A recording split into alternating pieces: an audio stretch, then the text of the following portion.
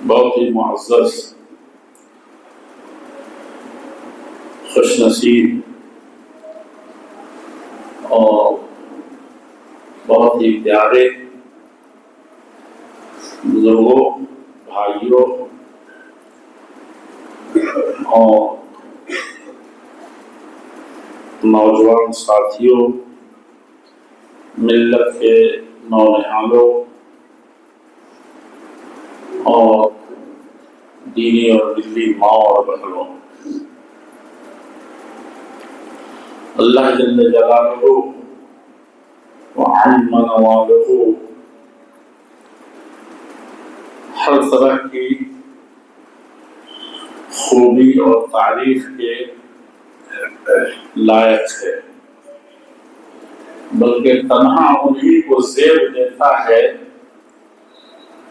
اچھا لگتا ہے کہ تعریف صرف اسی کی ہو۔ حقیقی تعریف کے لائق صرف اللہ رب العزت والجلال کی ذات مبارکہ ہے، اس کے علاوہ اپنی ذاتی خوبیوں کی بنیاد پر کوئی کسی لائق نہیں کہ اس کی تعریف کی جائے، وہ حقیقی طور پر تعریف کا سزاوار اور مستحق ہو۔ یہ ہر بندے کو معلوم ہونا چاہیے۔ ایک غلام ایک اچھا پوشاک پہن لے، ایک غلام کسی دن اچھا کھانا کھا لے، ایک غلام کبھی کسی کرسی پر بیٹھا دیا جائے تو وہ آقا نہیں بن جاتا، یا ان چیزوں کا حقیقی سزاوار نہیں بن جاتا۔ حقیقت میں جو اس کا مالک ہے وہی متصرف ہے، اور اسی کے بارے میں زیبا ہے کہ اسی کی تعریف ہو۔ جس کو بالکل عارضی چیز دی گئی ہے، اس میں کوئی اختیار نہیں ہے، نہ معنوی اعتبار سے اور نہ ہی مادی اعتبار سے، نہ ظاہری اعتبار سے اور نہ ہی حقیقی اعتبار سے، تو کیا اس کی تعریف ہوئی؟ مال ہے، ہم کہتے ہیں کہ مالی یہ میرا مال ہے، میں نے یہ کمایا ہے، میں یہ کچھ ہوں، اور اس کے مال میں سے اس کا کچھ بھی نہیں ہے۔ حدیث میں تو ہے کہ اتنا ہے جتنا اس نے کھا لیا، جتنا اس نے پہن لیا، بقیہ اس کا نہیں۔ اس کے لیے ندامت ہے، حسرت ہے، اور کھانے پہننے میں یہ ہے کہ جو اچھی جگہوں میں اس کو خرچ کر لیا، اور اچھی جگہوں میں سب سے اچھی جگہ یہ ہے کہ غریبوں کی، مزدوروں کی اور بیماروں کی، گوگوں کی مدد کر دی جائے، قرضداروں کے قرض اتار دیے جائے۔ اس کے علاوہ کوئی بھی اس میں سے حق نہیں ہے سوائے وہ مال کے، اور ورنہ حقیقت میں اتنا بھی اس کو اختیار نہیں۔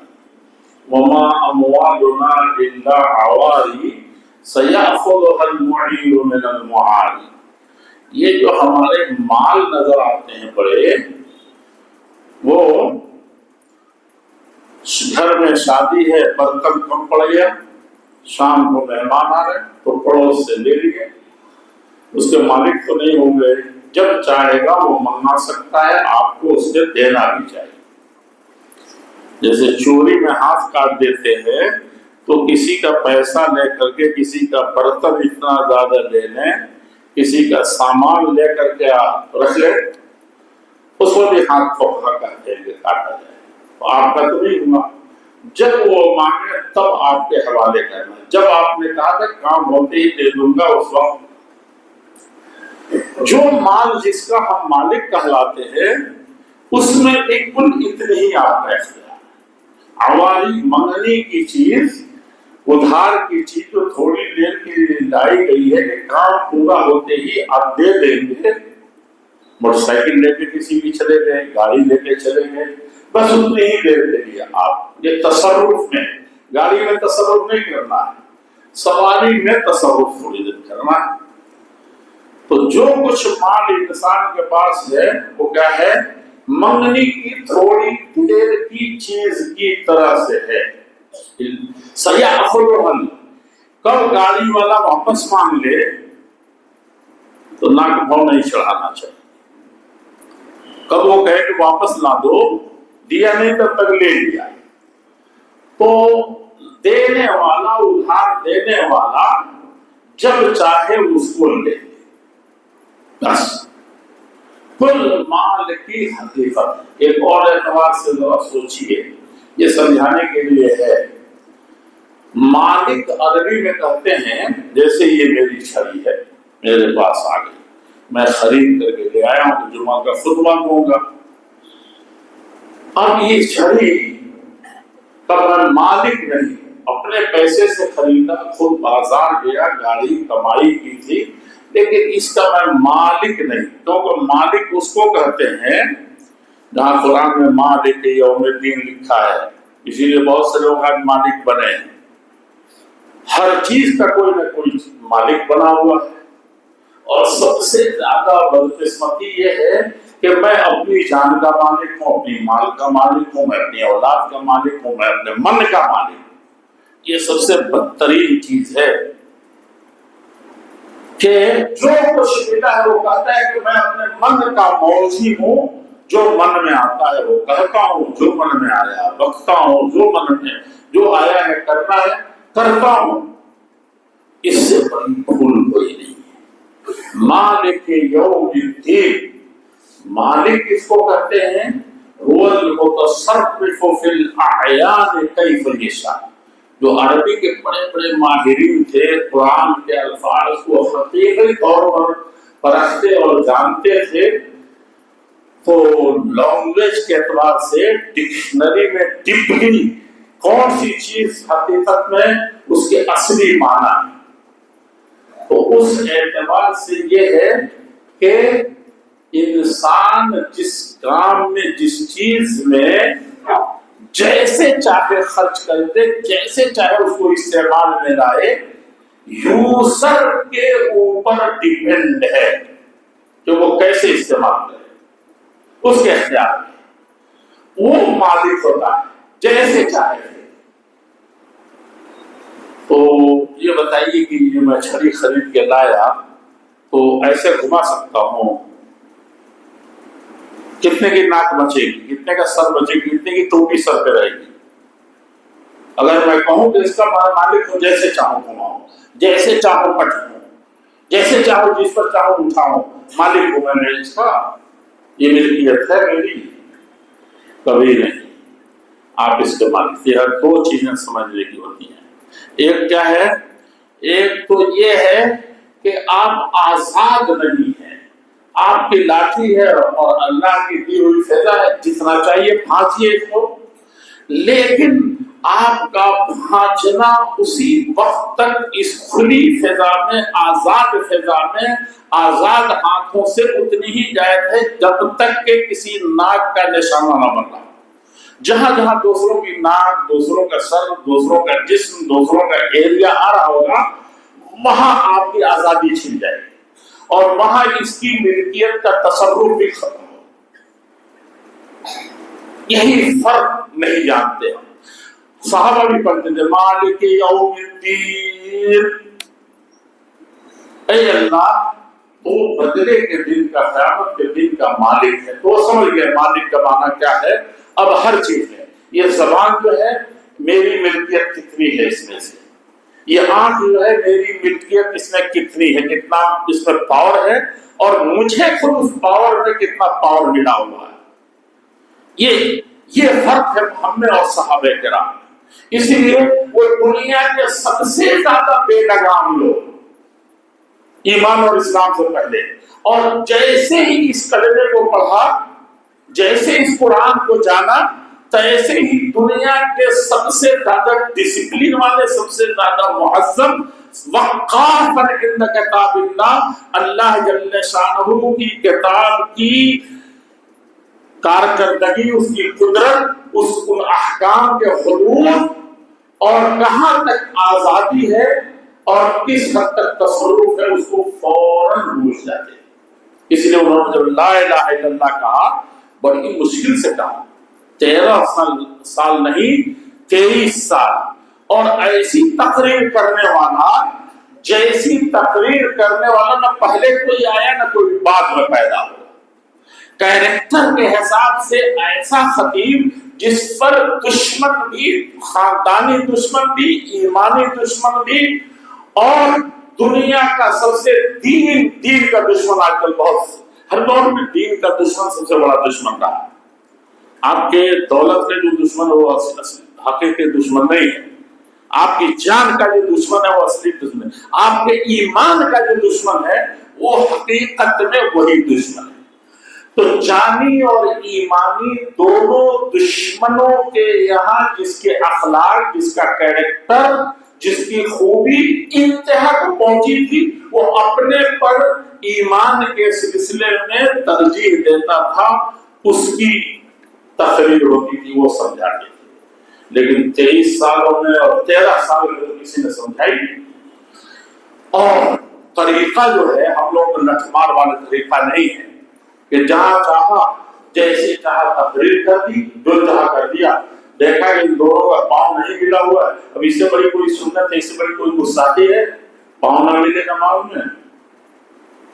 ہاں وہ اللہ کے نبی صلی اللہ علیہ وسلم فرماتے ہیں بین المناکب والاقدام, ملاؤ ذرا, برابر کرو, بالکل سیم کر دو اپنے کندھے کو اپنے بھائی کے کندھے سے.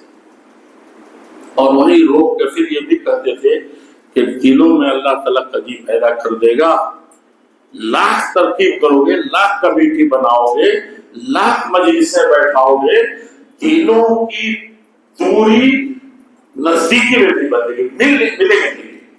کیوں کہ نماز میں یہ نہیں ملا تھا, یہ نہیں ملا. آجو بین المناکب والاقدام. ایک تو یہ دیکھا, دوسرے یہ دیکھا کہ اللہ کے نبی فرماتے ہیں سبو صفوفکم, لوگوں صفوں کو خوب درست کرو, ملاؤ. کوئی دیکھ کے کہے نہیں کہ یہ دیوار کوئی نہیں ہے, یہ الگ الگ کھڑے, بالکل.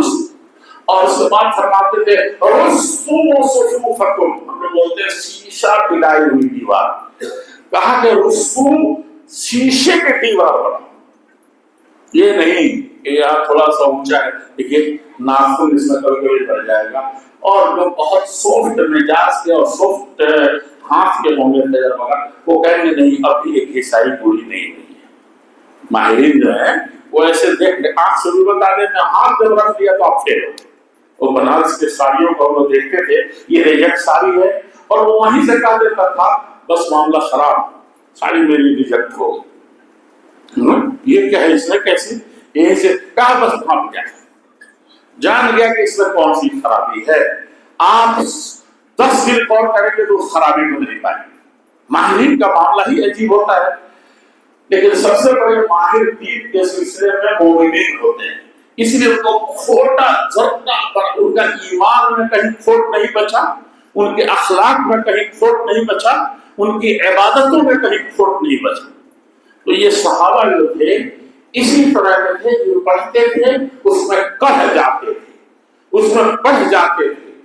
تو اس کے بعد اب یہ کہ کیا ہوتا رسو شیشہ ملائی ہوئی دیوار کیسے بنائیں گے بھائی, الگ الگ ہیں, ناخن ملیں گے, کچھ تو کھلجرا پر آگے پیچھے تو رہے گا ہی. کسی کا سنگھا کا پورا ہوا ہے, اب کسی کا بلا مرمورا سا ہے کہ نہیں, کسی کا پاؤں تھوڑا سا لمبا ہے, کسی کا تھوڑا سا چھوٹا ہے, ایک کا جسم کو سڈول اور اوپر سے خوب زیادہ البیرا ہے, دوسرے کا کافی پھیلا ہوا ہے.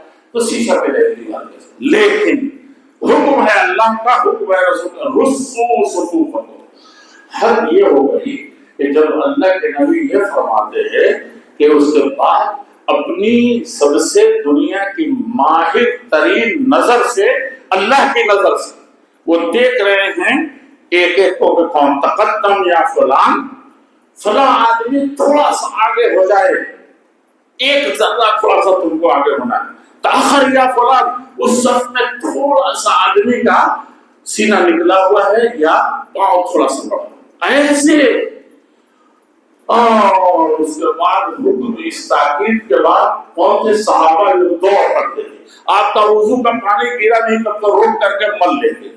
اب اس سے بھی زیادہ کوئی بات ماننے والا ہوگا؟ حکم کا انتظار تھا کہ کب جان دے دیں۔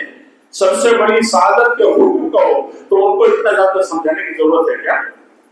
ان کو اتنا زیادہ سمجھانے کی جو بلا سمجھائے سب سے زیادہ انتصار، یہ بالکل ہر حکم پر وہ فیدا رکھتے تھے۔ اور سب سے سستی چیز جو ان کو قربان کرنے کے لیے، خرچ کرنے کے لیے، دے دینے کے لیے، نشاور کرنے کے لیے کون سی چیز تھی؟ اپنی جان۔ تو بقیہ چیزوں کا کیسے کرتے ہوں گے؟ سوچ سکتے۔ اس کے باوجود اللہ کے نبی اتنا کچھ فرمانے کے بعد اور اتنا کچھ کرنے کے بعد یہ فرماتے تھے کہ رات کا وقت ہے، ایسا تو نہیں کہ تھوڑا سا آگے پیچھے ہو گیا ہے تو ٹوٹو کر کے دیکھتے تھے۔ سمجھا کہ نہیں؟ اور در ایک اور بات سنی اس کے بعد وَلَا تَخْتَلِفُوا فَتَخْتَلِفَ قُلُوبُكُمْ، لوگوں آگے پیچھے ذرہ برابر بھی ادھر ادھر مت رہو، ورنہ اللہ تعالیٰ تمہارے دل جو ہیں اس میں اختلاف پیدا ہو جائے گا۔ اس کے اللہ تعالیٰ پھر اس کے اس حکم کی یہاں جسم کو تم نے صحیح نہیں رکھا، لوگ کہتے ہیں کہ ہمارا دل بڑا پاک ہے، دل بہت صاف ہے، میں کسی کے خلاف کچھ نہیں رکھتا اور ہر کام ٹیڑھا کرتا ہے۔ محلے والے کچھ چاہیں گے وہ کچھ کرے گا، ان کا لیڈر کچھ کہے گا وہ کچھ کریں گے، اور کہیں گے کہ ہماری لیڈرشپ بہت کمزور ہے، باپ چلا رہا ہے، کہہ رہا ہے اللہ کے حکم کے بعد سب سے بڑا اس کا حکم ہے، اگر امیر کی بات سے، حاکم کی بات سے اور اس سے نہیں ٹکراتا، لا طاعت لمخلوق فی معصیت الخالق، جہاں اللہ کی نافرمانی ہو رہی ہے وہاں باپ کی بھی نہیں چلتی ہے، تو مسلم ہے۔ لیکن اس کے حکم کے بعد اور بعض حالات میں حاکم کے حکم کے بعد ماں باپ کا ہونا، اللہ تعالیٰ کے حکم کے بعد ماں باپ کا ہونا۔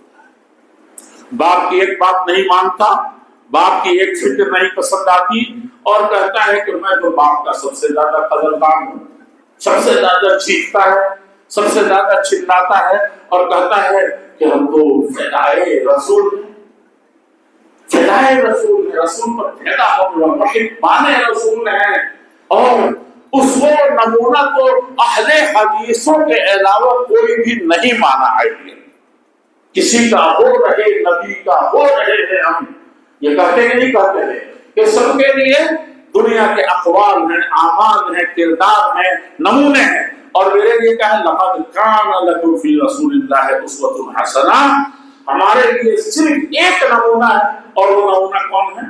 محمد رسول اللہ۔ لیکن جب نمونے کو اپنانے کا مسئلہ ہے کہ اللہ کے رسول کیسے قائد تھے، کیسے اللہ کا عبد بندہ تھے، غلام تھے، اللہ کے سامنے سب سے زیادہ سرنڈر کرنے والے مسلمان تھے، اللہ کے سامنے سب سے زیادہ جھکنے والے تھے، جتنے نبیوں کے بارے میں اواب کا لفظ ہے کہ بار بار اللہ کی طرف ہی لوٹ کر کے آنے والا، اس کا دل ادھر سے ادھر کبھی نہ ہونے والا، اور اس نبی کو جو مخلصین سب سے زیادہ اللہ کے لیے کچھ کیا تو کچھ کیا، کوئی دن نہیں، اللہ کے سامنے ہر طرح کی فرما برداری کرنا۔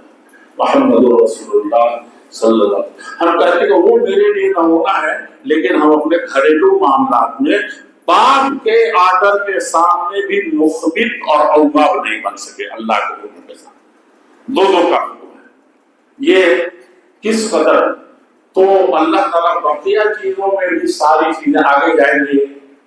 فیکٹری میں کام کر رہے ہیں، جس نے باپ کا نہیں مانا وہ فیکٹری ڈسپلن کو کیا مانے گا، اور ایک الٹ کے بھی کہیے جس نے باپ کا نہیں مانا وہ ہر شخص کا غلام بن سکتا ہے۔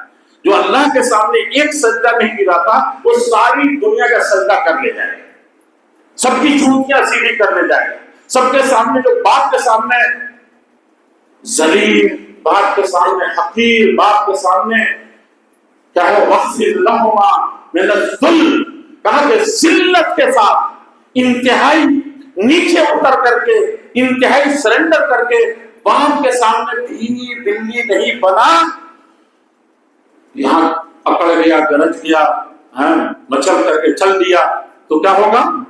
ساری دنیا کے سامنے اس کو ذلیل ہونا پڑے گا، یہ جان لیں۔ تو یہ کون سا مسلمان ہے، کون سا انسان ہے جو کہتا ہے کہ ہم فدائے رسول ہیں، محب رسول ہیں، عاشق رسول ہیں، اور نبی سب کے لیے آئیڈیل، کسی کا امام آئیڈیل ہوگا، کسی کا بزرگ آئیڈیل ہوگا، کسی کا نمونہ کچھ ہوگا، ہم تو صرف قال اللہ و قال الرسول، اللہ نے جو کہا اور نبی نے جو بتا دیا ہم اس پر چلنے والے، اور ایک بھی چیز میں نہیں ہے۔ محلے کی پنچایت تک نہیں مانتے، ابا کو نہیں مانتے، محلے کے سرپنچ اور مکھیا اور پردھان کو نہیں مانتے، کہاں کے کیسے کر سکتے ہیں؟ تو اللہ کے نبی صلی اللہ علیہ وسلم صرف نماز میں جس سے نہ کسی سے لینا نہ دینا، خالص اللہ کے لیے دل بھی جوڑ کے رکھنا، اپنے اعضاء و جوارے بھی جھکانا، یہ پیشانی جو سب سے اونچی اور افضل چیز ہے زمین پر ٹیک دینا، یہاں اللہ کے علاوہ ہے کون؟ انی وجہت وجہ اللہ، اللہ کے لیے اپنے چہرے کو، اپنے جسم کو، اپنی جان کو اللہ کے لیے یہاں کھپانے کے لیے آیا، اس جذبے سے آیا ہے۔ تو دوسرے سے پاؤ ملتا ہے نہیں ملتا، اس کے کیا حقیقت؟ اللہ کے نبی فرماتے ہیں اتنی تاکید کے بعد، فلا تختلفوا، اتنا سمجھانے کے بعد، اتنا ٹونے اور دیکھنے کے بعد کیا فرماتے ہیں کہ دیکھو ذرا برابر اختلاف نہ ہو، آگے پیچھے نہ ہو، تکرار نہ ہو، سد الخلق، اور الفاظ تو مجھے اس وقت یاد ہی نہیں آ رہے، سد الخلق، ادنا خلل بیچ میں تھوڑا سا بھی سوراخ رہ گیا ہو اس کو بھی بند کرو۔ بہت الفاظ ہیں اس سلسلے میں، اور اللہ کے نبی فرماتے ہیں فَتَخْتَلِفَ قُلُوبُكُمْ، جتنا بھی تمہارے صفوں میں دراڑ ہوگا، جتنا آگے پیچھے ہوگے، اسی طرح سے تمہارے دلوں میں کجی ہوگی، اللہ جل شانہ اتنا ہی زیادہ تمہارے دلوں میں حسد و کینہ اور بغض اور دوریاں اور اختلافات اور نزاعات اور جھگڑے پیدا کریں گے کہ تم دنیا کی ساری دولت رکھتے ہوئے کبھی سکون سے نہیں رہو، دن بھر کمانے کے بعد بھی تمہارا یہ ذہن سوتے وقت مشغول رہے گا۔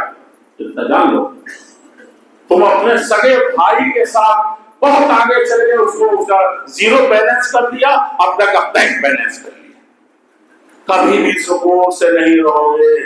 فَتَخْتَلِفَ قُلُوبُكُمْ، اللہ تعالیٰ تمہارے دلوں میں دراڑ پیدا کر دے گا، اور تم پھر اس کے بعد پنچایتیں کرو، کمیٹیاں بناؤ، انجمنیں بناؤ، بورڈ بناؤ، بورڈ میں ایک بناؤ تم یکجہتی کے لیے ہندو مسلم کے لیے، دوسری تم بنا لو مسلمانوں میں یکجہتی کے لیے، اجتماعیت کے لیے، تیسری بنا لو عبادات کو درست کرنے کے لیے، چوتھی تم بناؤ نمازوں کو ہر بچے کو، ہر بوڑھے کو پڑھوا دینے کے لیے، تیسری زکوٰۃ فاؤنڈیشن کی، مولانا ابوالکلام آزاد نہیں چل سکے، زکوٰۃ کے نظام کو درست کرنے کا آپ کریں گے، ہم ہمت ہارنے کی بات نہیں کر رہے، ہم کریں گے، ہو سکتا کریں گے، اللہ تعالیٰ جس سے چاہتا ہے کام لیتا ہے، آزاد کرتے ہیں کہ مسلمان دنیا میں سب کام چھوڑو، صرف ایک زکوٰۃ کا اجتماعی نظام بنا لو، اب بیت المال بنا لو، اور جس طرح تمہارے اسلاف کرتے تھے ویسا کر لو، ساری تمہاری مصیبتوں کا حل میں پیش کر دو۔ حقیقت معامل ہند تھا،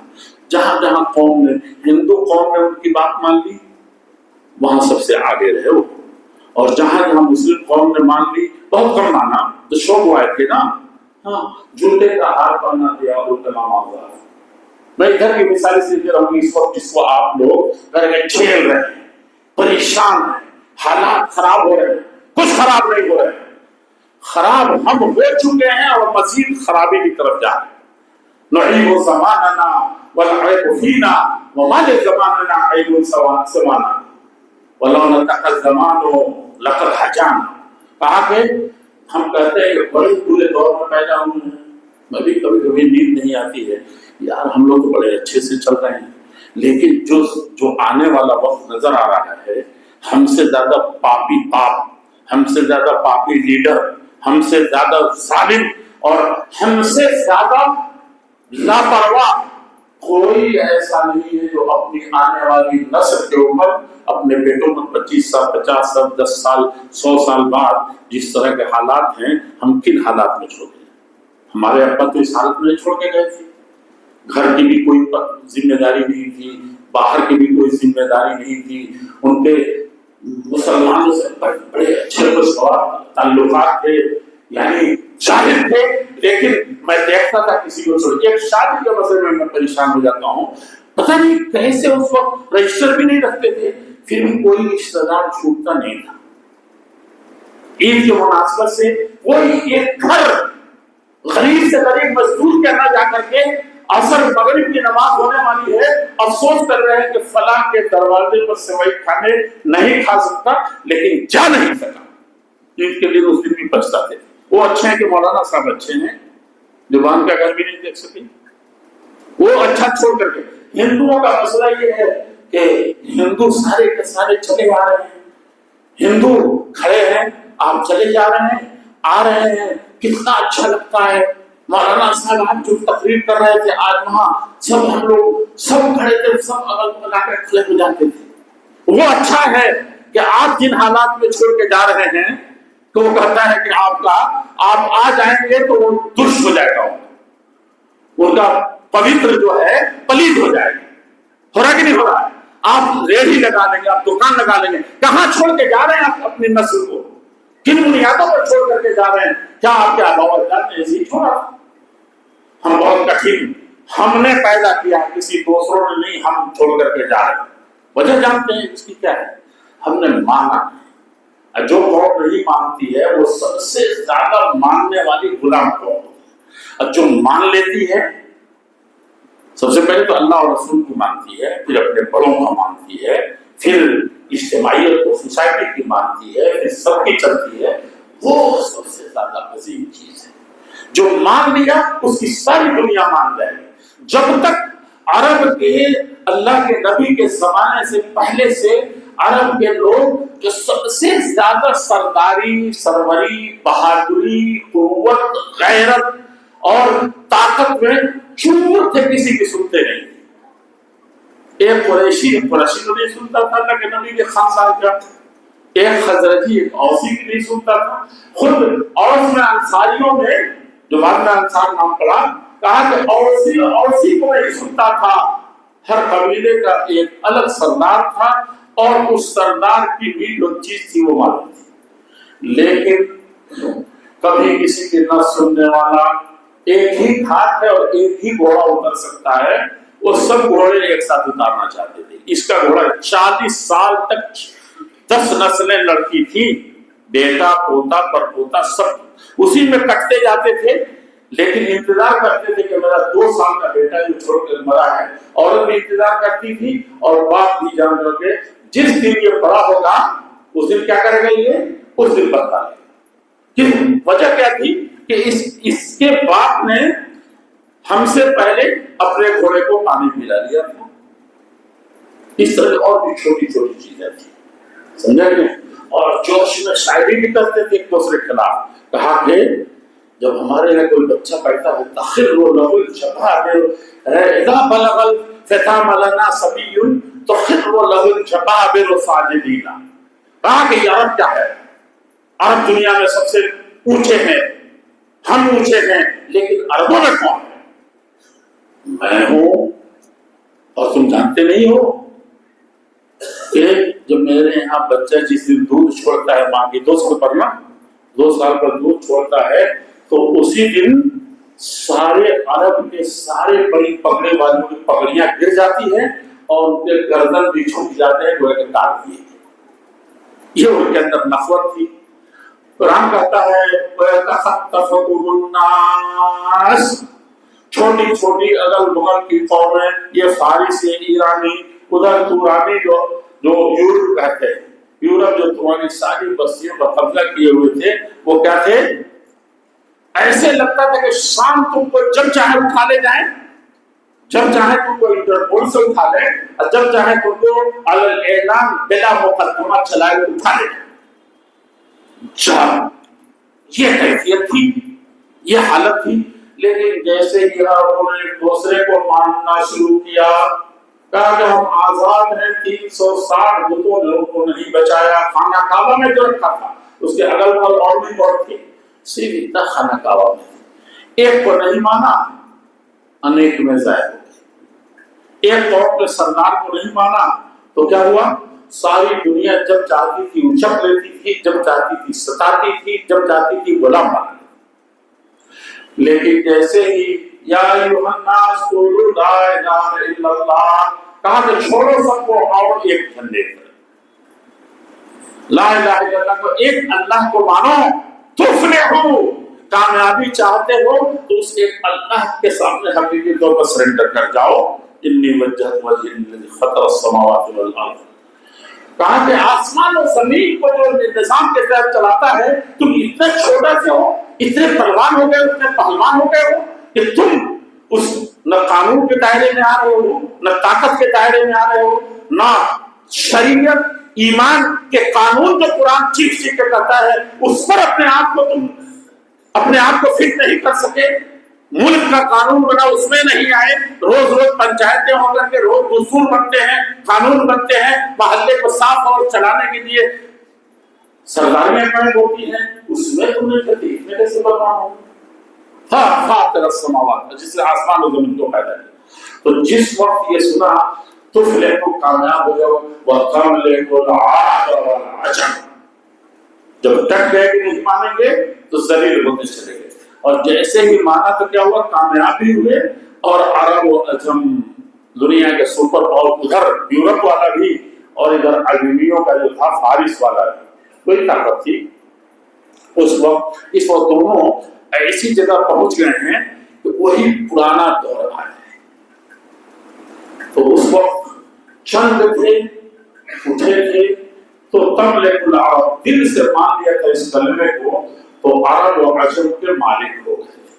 آج جبکہ بھرے ہوئے ہیں ہر طریقے سے، جدھر دیکھو ادھر ان کی تعداد بڑھی ہوئی ہے، تو پھر اس وقت دونوں سپر پاور بالکل قلب میں آ کر کے بیٹھ گئے ہیں۔ کیا چیز ہے؟ لوگوں تقریر کرنے کا کوئی فائدہ نہیں، اپنے من میں ڈوب کر باجا سراغ زندگی۔ ہم دیکھ رہے ہیں عرب صحیح نہیں ہو رہے ہیں، عربوں کی طرح سے ایک آنا بھی صحیح ہو جائے، ہم لوگ محلہ میں نہیں چل پا رہے مولانا، ایک مسجد اور مدرسہ میں نہیں چل پا رہے ہیں، ایک فرقے اور ایک جماعت کے لوگ نہیں چل پا رہے ہیں۔ عربوں کا تو آج بھی کہیے کہ 100 طرح سے بکرے لگانے کے لیے دنیا کی ساری طاقت، ساری سیاست اور ساری مشینری لگی ہوئی ہے، تب بھی وہ آج کہیں نہ کہیں متحد ہیں۔ ہم لوگ چھوٹا سا قضیہ گاؤں کا اٹھ جا رہا ہے، مسجد مدرسہ کا چھوڑیے جس میں سب جان لڑاتے ہیں، ایک چھوٹی سی جائیداد میں کوئی طاقت نہیں مولانا، چاہے 100 مرتبہ یہ حق پر ہو، پلٹ کر کے پنچ صاحب بھی نہیں دیکھتے۔ بھائی ہم نے تو کہا کہ تو دشمنی بولنے نہیں جاتا، میں سمجھا کہ نہیں؟ ہمارا کام نہیں تھا، ہم کو جو تھا میں نے تو جرأت سے میٹنگ میں کہہ دیا تھا کہ بھائی تمہارا حق نہیں بنتا۔ عربوں نے کون سی ان کے ساتھ سازش نہیں، اور کتنے تھے؟ جتنا آپ کسی ملک میں ہے اس کے مقابلے میں، دنیا کے ان کے مقابلے میں ہے، اس کے مقابلے میں 100 میں سے بھی ایک نہیں ہے۔ اور کی جو دولت ہے دنیا کی دولت کے سامنے 100 میں سے 1% نہیں ہے۔ ایک مرتبہ بات آئی کہ بھئی یہ عرب دنیا کی ہر ملک میں مسجد کیسے بنا لیں گے، ہر ملک میں سینٹر کیسے بنا لیں گے، ہر ملک میں کی کتابیں کیسی پہنچی، ہر ملک میں انہوں نے کس طریقے سے اپنی بات، امریکہ یہ بیوقوف کہتے تھے کہ یہ ایک امریکن آتا ہے تو اس کے لیے اسپیشل وہ کاؤنٹر بنا ہوا ہے، وہ ویزا اس کا لگتا ہے، وہ ایسے چل دیتا ہے، سب لوگ ساری دنیا لائن میں رکھتی ہے لیکن وہ نہیں رکھتی۔ اور پلٹ کر کے یہ نہیں کہتے تھے کہ اتنا چھوٹا سا ملک ہمارے بہار کے آدھا بھی نہیں، اور دولت کے نام پر صرف ایک پیٹرول ہے، سمجھے کہ نہیں؟ ابھی کیسی حکمت سے ایک بیٹا بھی BA نہیں تھا، ایک بیٹا بھی میٹرک نہیں تھا، ایسی جگہ آپ نے پہنچایا تھا، اور دنیا کی ساری بدعتیں، سارے شرک، یہ ذلت بات آ گئی تو میں کہہ دینا ہوں، اس لیے کہ ہم لوگ ہر چیز ایک دوسرے کے بارے میں، پڑوسی کے بارے میں، بھائی کے بارے میں، جماعتوں کے بارے میں مسلمانوں کے بارے میں، ہندوؤں کے بارے میں اپنا ایک شیپ بنا کر کے بیٹھے ہوئے. ان کو نہیں سمجھ میں آیا کہ یہ چھوٹا سا ملک اور کیسے امریکہ میں جاتا، اس کے لیے ایک اسپیشل کاؤنٹر ہے، اس کو بھی ویزے کی ضرورت نہیں پڑتی. یہ بھی کسی نے سنا کبھی کہا ہے؟ کیسے منوا لیا؟ کون سا لوہا تھا جسے منوا لیا؟ اس نے ایمانی قوت تھی. اور آپ نے جیسے ٹانگ کھینچا، آپ نے جیسے بدنامیاں کی، آپ نے جیسے یہ کیا، ہر چیز میں برابری. سمجھا؟ آپ کو ایک ہینڈ پائپ گاڑنا ہو تو آپ نہیں گاڑ سکتے.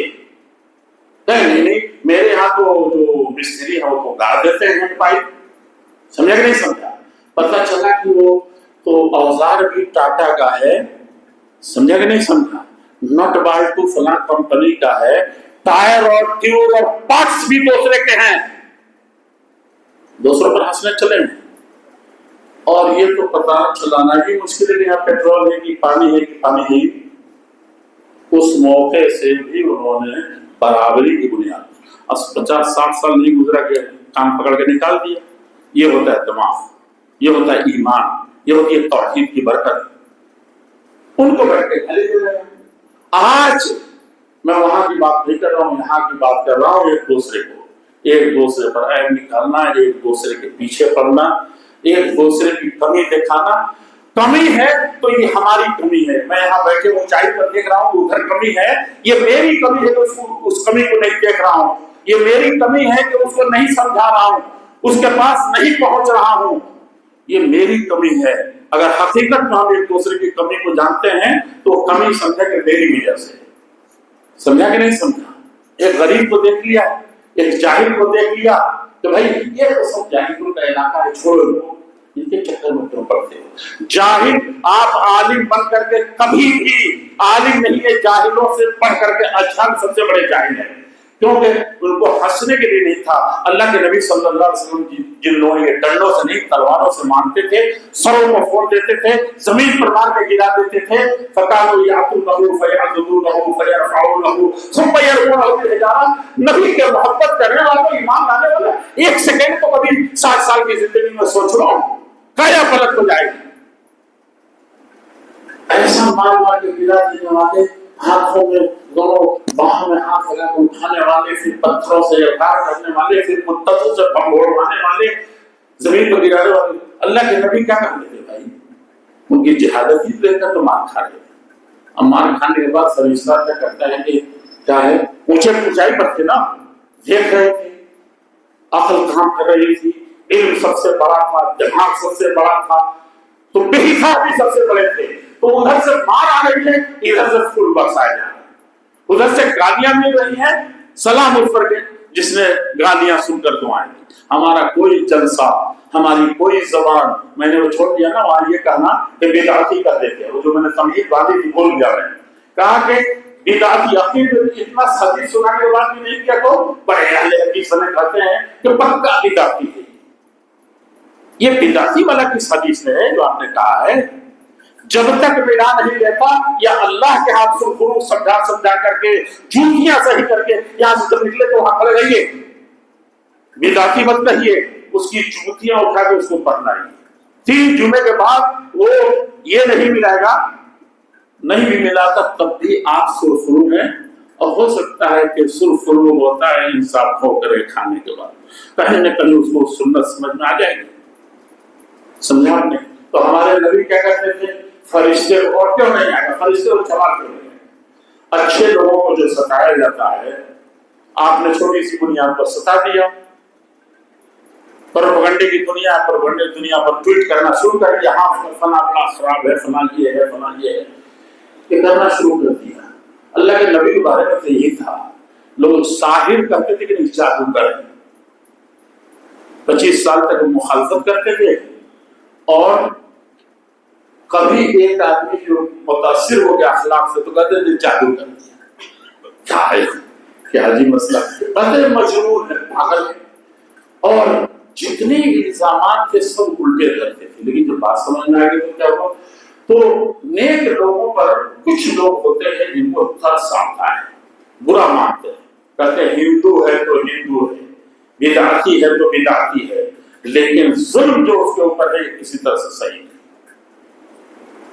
آپ نہیں یہ داروغہ لست علیہ بمسیطر. جمعہ کو سنتے کہ نہیں لست علیہ، اے نبی آپ بھی داروغہ بنا کے نہیں بھیجیں گے کہ پاؤں ملائے ہی. آپ کا کام ہے جوتیاں اٹھانا، سمجھانا، بابو بھیا کہنا، سمجھا کہ نہیں؟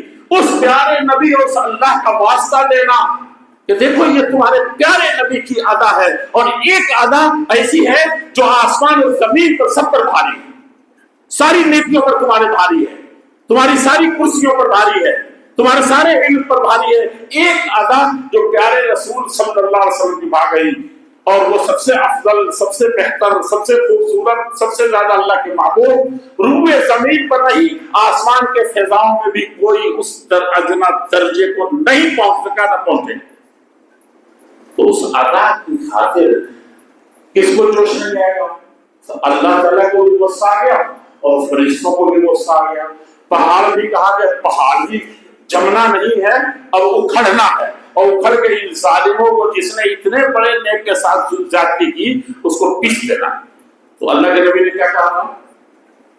اللہم اہد قومی فانہم لا یعلمون. اے اللہ یہ جو ہم پر پتھر برسا رہے ہیں 80 کلومیٹر 100 کلومیٹر، اس وقت کہیں 200 کلومیٹر پہاڑ پر چڑھتے نا.